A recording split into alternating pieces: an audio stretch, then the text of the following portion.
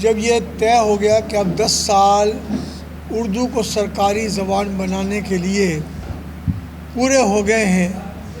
تو میں نے پرائم منسٹر جونیرو صاحب کو کہا، تو انہوں نے کہا کہ اب کیا کیا جائے؟ میں نے کہا اب آپ یا تو نافذ کریں، نہیں کر سکتے تو اس پہ توسیع لیں، اور توسیع لینے کے لیے آپ کابینہ کا اجلاس بلائیں۔ تو میرے کہنے پر کابینہ کا اجلاس بلایا گیا،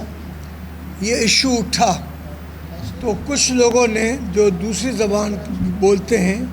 اردو تو الیکشن لڑنے کے لیے اپنے علاقے میں بولتے ہی ہیں، لیکن وہ دوسری زبان بولنے والے تھے، انہوں نے کہا کہ Urdu is as foreign for is as English, Urdu ہمارے لیے اتنی ہی اجنبی ہے جتنی انگریزی ہمارے لیے اجنبی ہے۔ تو میں نے کہا آج کی کابینہ کے اجلاس میں یہ طے کر لیں کہ تمام لوگ جب الیکشن لڑیں گے تو اردو زبان میں تقریر نہیں کریں گے، انگلش میں کریں گے۔ تو انہوں نے کہا یہ تو نہیں ہو سکتا، ہمارے یہاں تو انگلش کوئی جانتا ہی نہیں ووٹر۔ تو میں نے کہا جب آپ یہ سمجھتے ہیں کہ ووٹر کوئی جانتا نہیں ہے تو آپ اپنی ہی سرکاری زبان کو فروغ دیں تو وہ زیادہ اچھا ہے۔ تو الحمدللہ مجبوراً تو یہ سب لوگ اردو بولتے ہیں، اردو کے بغیر ایک دوسرے سے بات نہیں کر سکتے، لیکن وہ